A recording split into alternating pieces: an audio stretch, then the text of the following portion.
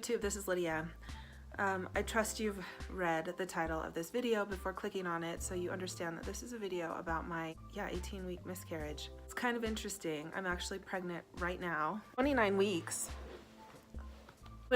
pregnant, and for some reason my heart just keeps on saying that, you know, this is wonderful and I'm so excited. And as I keep on sharing it with more and more people, especially on social media, I keep thinking, I want to make sure people understand that there was a tragic loss before this and that I'm so excited to move forward. But first I wanted to honor the baby that I did lose. And, you know, for me, when I lost this miscarriage that I'm about to tell you guys about, the thing that got me through were other women's stories, other families' stories. And so I think that's what I wanted to do, in hopes of putting it out there so that I could at least help someone realize that you can get through it, that it is difficult and that it might always hurt, but you know, there is hope after miscarriage. So my husband and I were married for only about 3 months before we decided, hey, you know what, let's give this a shot. We've been together for about 3 years, and so, you know, I was 35 at the time, he's 40, and we were just like, let's do this. And we were very lucky. We got pregnant really quickly. In fact, like the first month that we really tried, we got pregnant. And so we were off and on our way. Because we both have never really had any complications. I have a daughter that's 11. He's got 2 kids too that are 11 and 13. And you know, so we didn't really have any reason to think that anything would go wrong. And so we just moved forward. And I remember, you know, having all of my checkups and they were all really good. I went the birth center route. And because I was going through a birth center, I think this particular birth center made just some of the testing that you have as an option for you a little bit harder. You know, just a little bit more, like they were more stressed. They weren't necessarily easily covered through insurance, that kind of thing. And so we just kind of whizzed past them. The pregnancy, I was so sick the whole time, threw up multiple times a day, every single day. And every day I felt queasy all the time, could not eat. I think one of the biggest difficulties about our miscarriage was that it was just, I was blindsided by it. You know, we were really cautious about sharing publicly past like the customary, you know, 12 weeks. And we went way past that. I think I was just really sick, and we're both just kind of like, we'll tell people when we tell people. But we went past that without telling people. And then finally at 17 weeks, we made a little announcement. And we announced it to all our friends and everything. We went Facebook official, or, you know, official on social media. And received the warmest, most loving, you know, wishes. And everybody was so happy for us. And we were just really excited, and finally we were excited to kind of finally get it out there and tell everybody about it. The very next week I went in to see my midwife, and we had a really great appointment. We went through all of the stuff about my own health and how I was feeling, and in fact she kind of talked to me off the ledge a little bit about how sick I was feeling and how, you know, little energy I had. And she let me know that I was doing a huge amount of work, and that my body was doing a huge amount of work, and that I needed to honor that, and it was okay.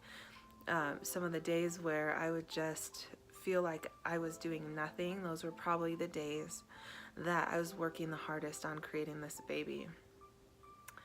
And those were beautiful words.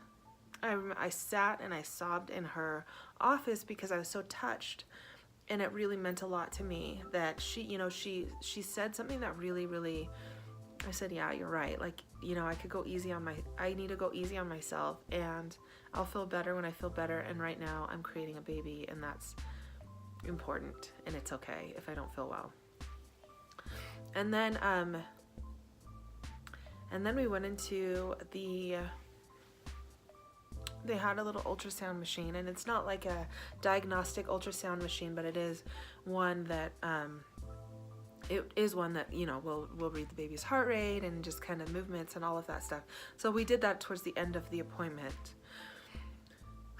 And I remember this one midwife was like, I'm not very good at it, and she kept going over the same area and trying to find the baby's heart rate, and she just couldn't do it. So she calls in the other midwife, and she tries for a little while. And in the meantime, I think that in my head, every single time you kind of panic a little bit, because we'd had a couple other, it was convenient because they had a nice little ultrasound machine. Again, not the huge diagnostic one, they just had a little one. But every single appointment that I had up till then, at the very end, I could always see the baby. So it was always really exciting to schedule those appointments. Every single one of those cases, I panicked just a little bit, like, are you seeing what you need to see? Is it all there? Heartbeat, heart still beating, all of that. And so this time I was more chill. I had a good cry, I guess, emotionally before, so I just was like not really worried. And she kind of pauses, and she's not seeing what she needs to see. And she says that to me. She says, Lydia, I'm not seeing what I need to see here. So I'm gonna call over to the hospital, and I'm gonna have you run in and get an ultrasound from them. And it wasn't until then that I realized that something might be wrong. And I was like, tell me what you mean. I was kind of just like, don't be vague with me here. Like, tell me what's up. And she said, well, there's a good chance that that your baby doesn't have a heartbeat. And I said, a good chance? Like what kind of chance? And she says, there's a 20% or less chance that your baby has a heartbeat. I grabbed my phone, I hurried and started texting my husband, meet me at this hospital, this is what's going on. And so we rush over, and it's the worst 20-minute drive to the other hospital, if you can imagine. We get up, we get the ultrasound, and I hate this about hospitals, but I guess it matters who it is that tells you the bad news or anything diagnostic. So the woman who gave us the ultrasound actually didn't tell us anything. And then she just made us sit there, and then she called the midwife, and the midwife is the one that got on the phone. And she got on the phone, and actually she started mid-sentence, like we had already talked about losing the baby. And I remember going, no, wait, I have to hear, I can hear what you're implying, but I have not yet been told that we lost the baby. And she goes, oh, I'm sorry. And then she said, there is no heartbeat, and you have lost the baby. Until then, and for the next 2 days, is probably the worst that I've ever felt. I felt, we had to start making some decisions, and they said, you don't have to do anything right away. You have some options. I don't remember what all of those options were, but I remember saying, no, I want to go to the hospital as soon as possible, and I want to deliver this baby as soon as possible. And I have no idea why I chose that. I don't know if other women, who would in this similar situation would feel the same way. But I just knew that I didn't want to continue to be pregnant with a deceased baby. We scheduled a time to go into the hospital the following day. At noon was the soonest that they could get me in. And, I just cried. I just remember crying and laying in bed and just crying. And, my husband just held me, and he was crying too. And we were both just really, really sad. As you can imagine, we would be. But we were in the hospital for just 24 hours. A lot of it was waiting. They administer the drugs that help your cervix to open, and then you deliver the baby. And, the delivery wasn't painful at all. I cried.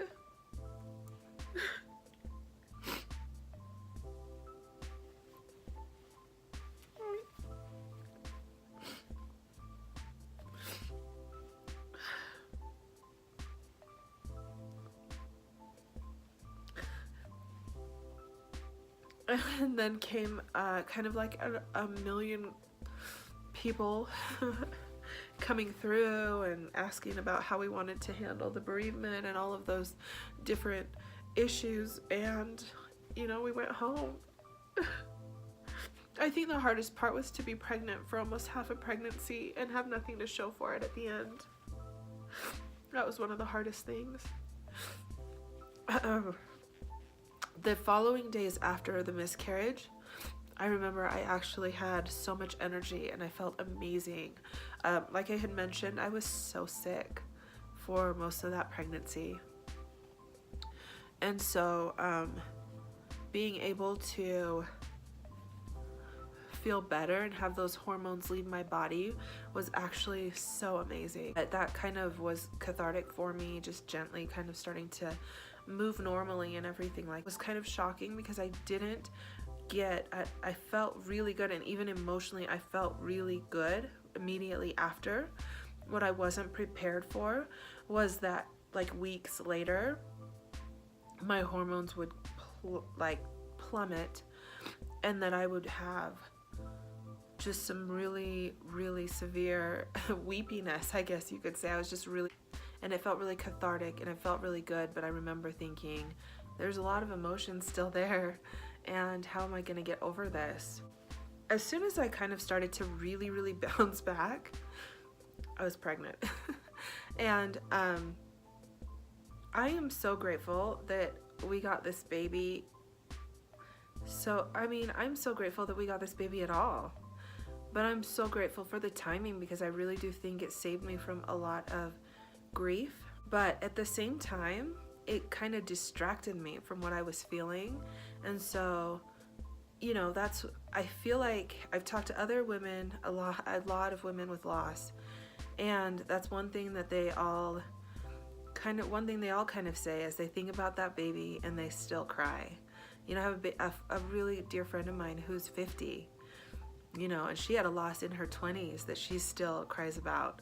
And so I'm not expecting that I'll ever be over, you know, this loss. I think it'll always be something really, really sad that happened in my life. But life is complicated. One of the hardest things that I went through was that I didn't know what happened, you know, and so there was a long time where I blamed myself. I wondered what I did, or, you know, I wondered what I did wrong to lose that baby. Now, the nurses said there are so many instances where they don't have a conclusive result after it, but we wanted to proceed and do it anyway. And I'm really glad we did, because our results came back that our baby had a chromosomal abnormality. It had a third chromosome of the 13th one. Trisomy 13 is what it's called. In this instance, you have about a 99.9% fatality rate. And some people can carry this baby through term, but it won't live more than a day usually. So once we found that out, I really did have a lot of relief after that. And then, and then we got pregnant right away, and that I really, really didn't sit with my grief anymore. I moved very quickly to being happy. Anybody going through loss can understand that it is hard, and it does happen. It happens so much. It's amazing how many women experience loss. If you even mention it publicly, I think you'd find it hard to not find somebody that had gone through something similar.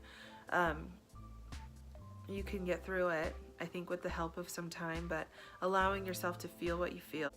But just know that you're not alone and that you'll be okay. I am so willing to answer questions about loss, and so if you have them, just in the comments below, go ahead and write them. If you've got them, and if you know somebody who has experienced a loss, then share this video and hopefully it helps them out. Thanks for watching. Bye-bye.